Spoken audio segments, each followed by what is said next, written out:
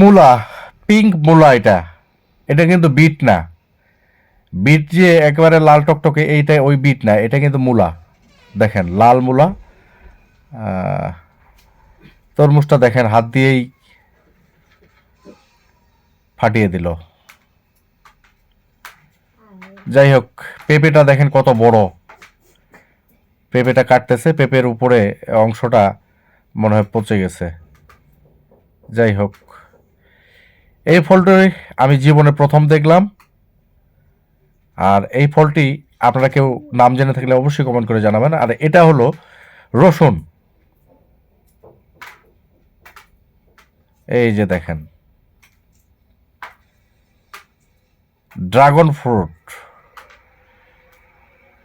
এই dragon fruit উপরে সবুজ, ভিতরে একবারে লাল, পিঙ্ক।